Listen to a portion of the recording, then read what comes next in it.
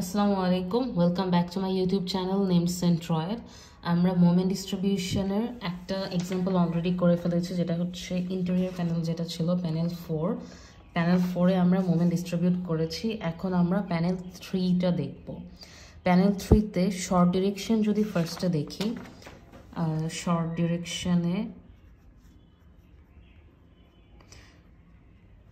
ডিরেকশনের ক্ষেত্রে ফার্স্টে আমাদের কি L2 দেখা লাগবে। প্রথম কাজ ছিল এই প্যানেল সিলেক্ট করলাম, ডিরেকশন সিলেক্ট করলাম। এখন আমি এটাকে ডিভাইড করব, হাফ করব ইকুয়ালি। এমনভাবে হাফ করলাম যাতে এই ডিরেকশনের প্যারালাল বিমটা যাতে কাটা না যায়। তাহলে এটাকে হাফ করার পরে আমাদের L2 এর ভ্যালুগুলো কি আসছে, এই পাশে আমাদের আরেকটা প্যানেল আছে, ওই প্যানেলগুলো কন্টিনিউয়াস। তো এখানে L2 এর ভ্যালু হচ্ছে 25 ফিট সেন্টার টু সেন্টার, যেহেতু ডিস্টেন্স। কিন্তু এই পাশে L2 এর ভ্যালু হচ্ছে এটাই হচ্ছে আমাদের উইথ। তো এই ভ্যালুটা কিন্তু হচ্ছে 12.5 ফিট প্লাস হাফ বিম। তো এখানে আমাদের L2 যেহেতু ডিফারেন্ট, দুইটা ভ্যালু, তার মানে কি স্ট্যাটিক মুভমেন্টের ভ্যালু দুইটা আসবে। তো এটাই হচ্ছে প্যানেল 4 আর প্যানেল 3 এর শর্ট ডিরেকশনের মোমেন্টের ক্ষেত্রে পার্থক্যটা।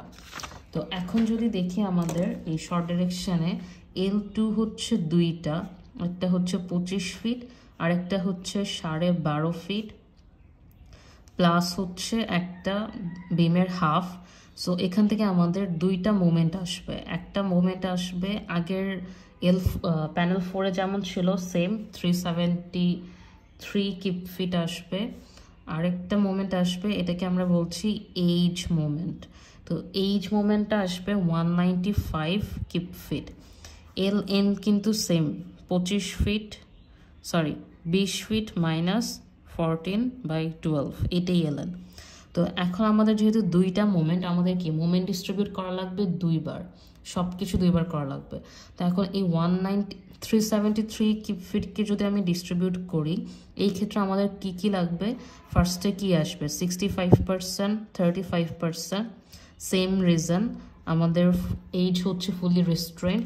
এখানে একটা নেগেটিভ মুভমেন্ট আসবে, পজিটিভ মুভমেন্ট আসবে, ভ্যালু আগের মতোই একদম ইকুয়াল। আগের মতো বলতে প্যানেল 4-এর যে আমরা শর্ট ডিরেকশন করেছি সেমভাবে 373 ডিভাইড হবে। দেন এখান থেকে আলফা L2 L1 সেগুলো কনসিডার করে কলাম স্ট্রিপ, মিডল স্ট্রিপ, দেন কলাম স্ট্রিপ থেকে 15% স্ল্যাবে যাবে। ওই ভ্যালুগুলো সেম। কেন সেম? কারণ এখানে আমরা এই মোমেন্টটাকে যখন ডিভাইড করছি 373 কিপ ফিট, আলফা 3 ইউজ হবে। এখানে প্যানেল 4-এর ক্ষেত্রেও কিন্তু আমরা আলফা 3 ইউজ করেছি। সো এটা আমি সেকেন্ডবার আবার রিপিট করলাম না। 373 same as panel 4 short direction. এখন যদি আমরা এই বাকি থাকলো কি 195 কিপ ফিট, এখানে কিন্তু দুইটা মোমেন্ট আসবে। সো এখানে আরেকবার করতে হবে 195 কিপ ফিটের জন্য। এটাকে যদি করি সেম পার্সেন্টেজ হবে 65%, 35%, কারণ রিজন সেম। সো এখান থেকে 65% নেগেটিভ মুভমেন্ট আসবে -127, আর এখানে আসবে +68। দেন এটাকে আবার যখন ডিভাইড করব তখন আমাদের কি লাগবে, L2 L1 আর আলফা L2 L1। এখানে গিয়ে ডিফারেন্সটা আসবে, কারণ আমাদের এখানে তো L2টা ডিফারেন্ট। এই ক্ষেত্রে আমাদের L2/L1 রেশিওটা কি আসবে, L2 হচ্ছে কত 12.5 ফিট প্লাস 7/12, আর L1 হচ্ছে 20 ফিট। এখান থেকে রেশিওটা আসবে 0.65। আর আলফা L2/L1 যেটা, আলফা কোনটা ইউজ হবে, যেহেতু এই মোমেন্টটা নিয়ে কাজ করতেছি এই স্ট্রিপটা, তো এই স্ট্রিপে আমাদের আলফা কি, এই যে প্যারালাল বিমের আলফা হচ্ছে আলফা 1। সো এখানে আলফা 1 কাজ করবে। সো আলফা 1, এখানের আলফা মানে হচ্ছে আলফা 1। আলফা 1-এর ভ্যালু হচ্ছে 3.12 ইন্টু 0.65, এটা আসবে 2.03। সো এটাও 1-এর চেয়ে বেশি। এখন যদি আমি পার্সেন্টেজ বের করি, L2/L1 হচ্ছে 0.65। সো এখানে এটা হচ্ছে 0.5, 0.6, 0.65, এই লাইন বরাবর যাব। আর এখানে আলফা L2/L1 হচ্ছে এখানে। সো এখান থেকে আমাদের যে পার্সেন্টেজটা 85%-এর মতো আসবে। আবার নেগেটিভ যদি দেখি, এখানেও সেম 85%-এর মতো আসবে।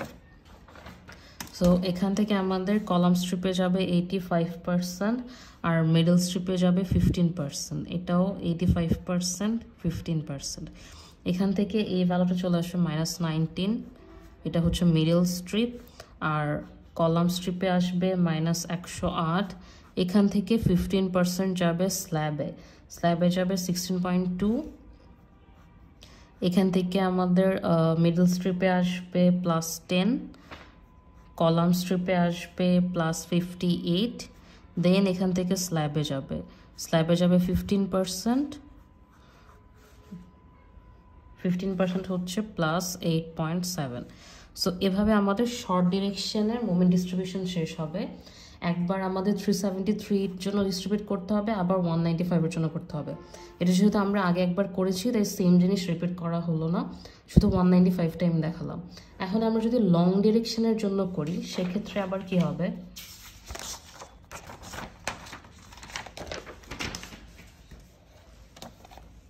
সো লং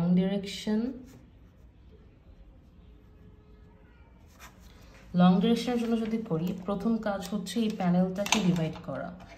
সো আগের জিনিসগুলো আমরা মুছে নিলাম, এখন হচ্ছে আমরা এই প্যানেলকে ডিভাইড করব।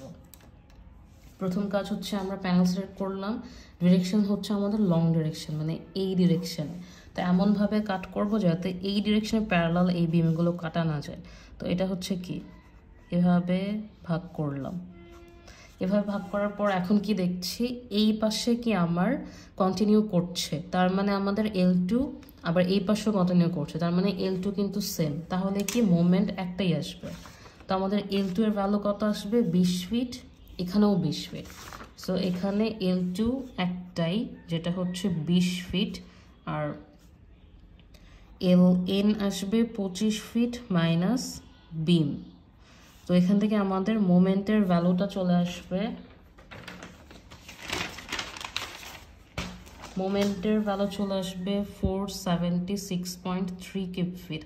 আগে যেটা ছিল আমাদের লং ডিরেকশনে, প্যানেল 4 এর লং ডিরেকশন মোমেন্ট আর প্যানেল 3 এর লং ডিরেকশন মোমেন্ট কিন্তু সেমই আসলো, কারণ ডাইমেনশনগুলো তো সেম।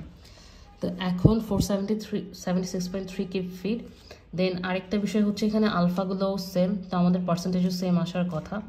কিন্তু ডিফারেন্সটা কোথায়, ডিফারেন্স হচ্ছে আমাদের থার্ড যে কোশ্চেনটা, যে এই প্যানেলটা কি লং ডিরেকশনে এক্সটেরিয়র নাকি ইন্টেরিয়র।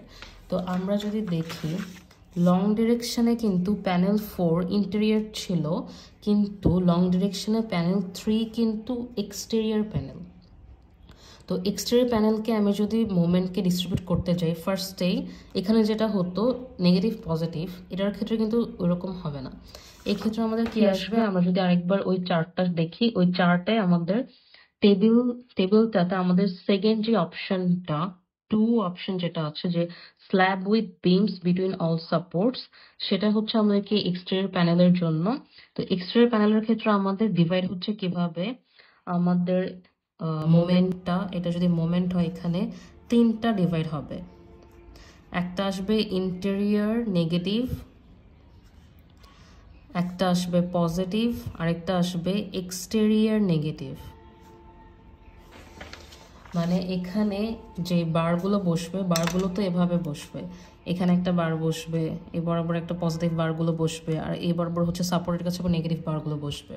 তো এখানে আর এই প্যানেলে কি ছিল, এখানে নেগেটিভ বার ছিল, এখানে পজিটিভ বার ছিল, এখানে নেগেটিভ বার ছিল।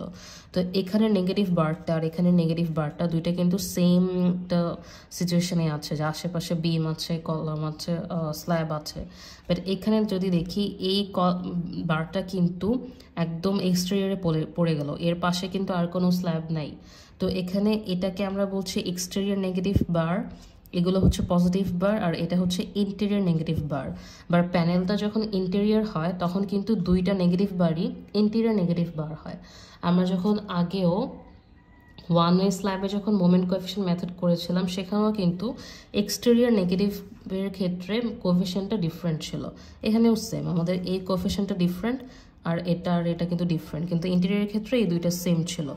তো আমাদের প্যানেলটা যদি এক্সটেরিয়র প্যানেল হয়, আমাদের মোমেন্টটা ফার্স্টেই 3 ভাগে ভাগ হবে, একটা যাবে হচ্ছে পজিটিভ, একটা নেগেটিভ, আর একটা হচ্ছে নেগেটিভ বলতে ইন্টেরিয়র নেগেটিভ, এক্সটেরিয়র নেগেটিভ।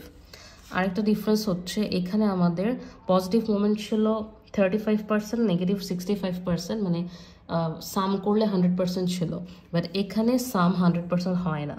আমরা যদি দেখি ইন্টেরিয়র নেগেটিভে আমাদের 70% মোমেন্ট যায়, পজিটিভে যায় হচ্ছে 57%, আর এক্সটেরিয়র নেগেটিভে যায় 16%, মানে 100-র বেশি হয়ে যায় এখানে।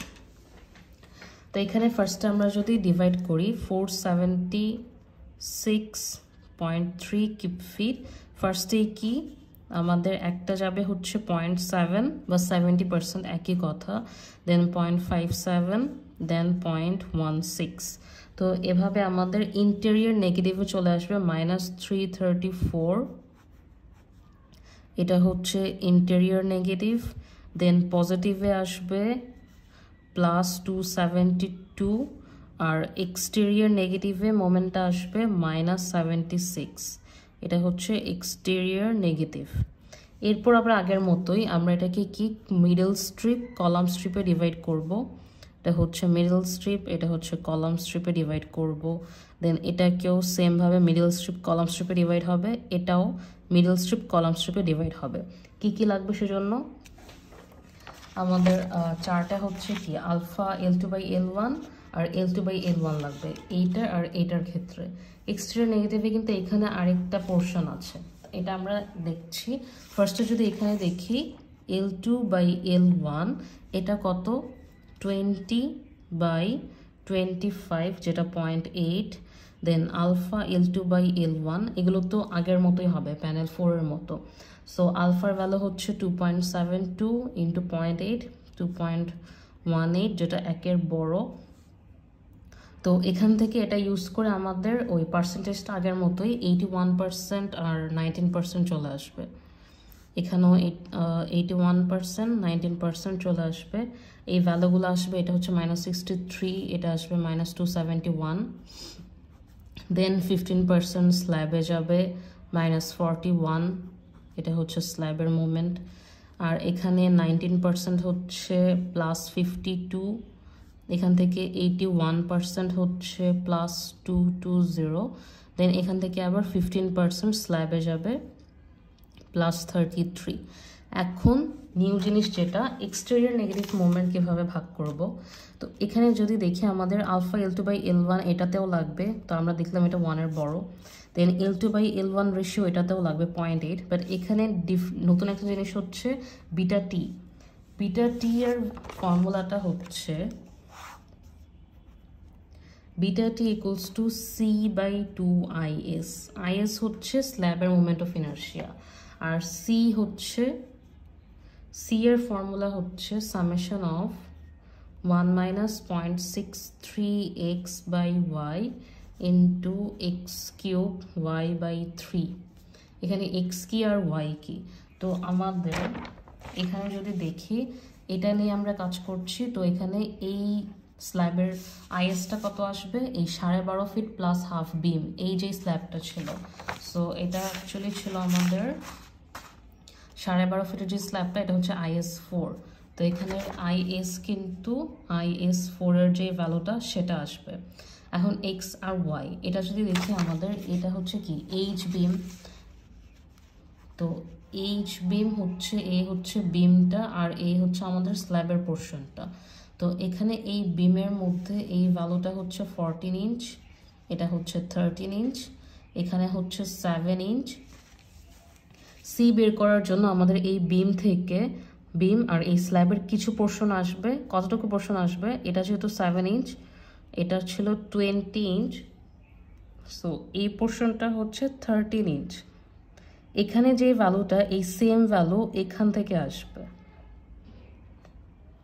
তার মানে আমরা সি বের করার জন্য এই পোর্শনটুকু ইউজ করব।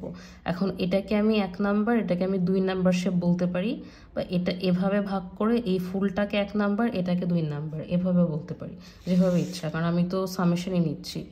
এখন আমাদের দুইটা শেপ, একটা রেক্টেঙ্গুলার শেপ এটা যেটা 20 × 14 ইঞ্চ, আরেকটা রেক্টেঙ্গুলার শেপ এটা যেটা হচ্ছে কত 7 × 13 ইঞ্চ। এখানে এক্স এর ভ্যালু হচ্ছে স্মলার ভ্যালুটা, আর ওয়াই হচ্ছে লার্জার ভ্যালুটা। তার মানে x1 এর ভ্যালু হচ্ছে 14, x2 এর ভ্যালু হচ্ছে 7, আবার y1 এর ভ্যালু হচ্ছে 20 আর y2 এর ভ্যালু হচ্ছে 13।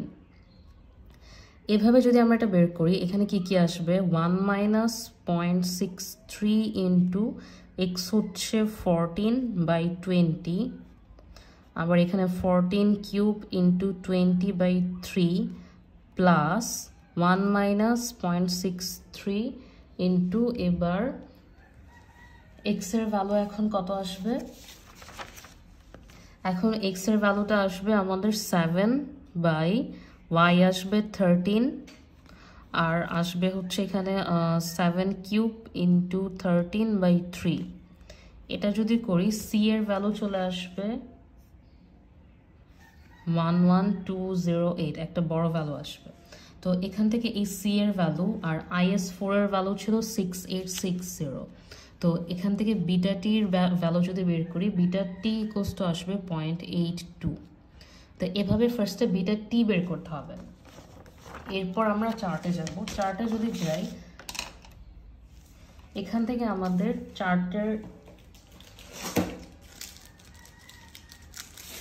চার্টের কাজটা কিভাবে আসবে? ফার্স্টে আমরা এখানে L2/L1 হচ্ছে আমাদের 0.8, সো আমরা এখান থেকে এটা 1, এটা হচ্ছে 0.8 সিলেক্ট করলাম। তো এভাবে ফার্স্টে আমাদের কি, এটা হচ্ছে 0.8 এর লাইন। তারপর আমাদের আলফা L2/L1 হচ্ছে 1 এর বড়, সো এটা হচ্ছে কি এখানে ইন্টারসেক্ট করলো, এই হচ্ছে পয়েন্টটা। এখান থেকে আমরা স্ট্রেট এই গ্রাফের দিকে যাব। তো এভাবে হচ্ছে এই যে এই স্ট্রেট লাইন ধরে এখান থেকে আমরা যদি যাই, এই লাইন থেকে এভাবে স্ট্রেট যাব। এটা হচ্ছে এই গ্রাফে এই পয়েন্ট যেখানে ছেদ করলো, এটা আরেকটা পয়েন্ট আসলো। দেন এই পয়েন্ট থেকে কোথায় যাব? বিটা টি এর যে ভ্যালুটা আছে 0.82, এখান থেকে 0.82-তে যাব। এখন এখানে এটা হচ্ছে 1 এর লাইন, এটা 5 এর লাইন। তো এখানে এটা হচ্ছে আমাদের লাইন। সো এখান থেকে যদি সোজা যাই এই বরাবর, এটা 5.5, এটা 1, তো এখানে সামওয়্যার এখানে 0.82 থাকলো। তো এই 0.82 থেকে আবার এই পাশে ব্যাক করতে হবে। দেন এই যে পার্সেন্টেজটা, এটা হচ্ছে আমাদের কলাম স্ট্রিপের পার্সেন্টেজ, যেটা আসবে এখানে কত? 80, 90, 94%। সো এখান থেকে আমাদের কলাম স্ট্রিপের ভ্যালুটা আসলো 94%, আর বাকি 6% যাবে হচ্ছে মিডল স্ট্রিপে। তো এখানে মিডল স্ট্রিপের নেগেটিভ মোমেন্ট হচ্ছে -4, আর কলাম স্ট্রিপের হচ্ছে -72। দেন এখান থেকে আবার এই 15% যাবে স্ল্যাবে, যেটা হচ্ছে -11। এইভাবে এক্সটেরিয়র প্যানেলের মুভমেন্ট ডিস্ট্রিবিউট করাটাতে আমাদের এক্সট্রা কিছু কাজ করা লাগে, সি বের করা লাগে, বিটা টি বের করা লাগে। দেন চার্টের কাজটাও একটু টাফ। এখানে ফার্স্টে আমরা আগেরগুলো তো ইজি ছিল, আলফা L2/L1 আর L2/L1 ধরে পার্সেন্টেজটা নিয়ে নিতাম। এক্ষেত্রে আমাদের এক্সট্রা কি করা লাগলো? এখান থেকে এই পার্সেন্টেজটা নিলাম, এটাই কিন্তু আমাদের অ্যাকচুয়াল পার্সেন্টেজ না। এই ভ্যালুটা ইউজ করে আমরা এখান থেকে কি স্ট্রেইট একটা লাইন টানবো, যেটা হচ্ছে এই গ্রাফের ফার্স্ট যেই পয়েন্টটা, এই ফার্স্ট যে লাইনটা, এই লাইনটাকে এখানে ছেদ করলো। তাই এখান থেকে ভার্টিক্যাল একটা লাইন টানবো, যাতে বিটা টি এর যে ভ্যালুটা ছিল 0.82, এই 0.82-কে ছেদ করবে এই ভার্টিক্যাল লাইনটা। ভার্টিক্যাল লাইনটা 0.82 পর্যন্ত গিয়ে তারপর এখান থেকে আমরা এটাতে ব্যাক করব। সো এই হচ্ছে আমাদের পার্সেন্টেজটা। এভাবে আমাদের এক্সটেরিয়র প্যানেলের জন্য মোমেন্ট ডিস্ট্রিবিউট করতে হবে। Thanks for watching.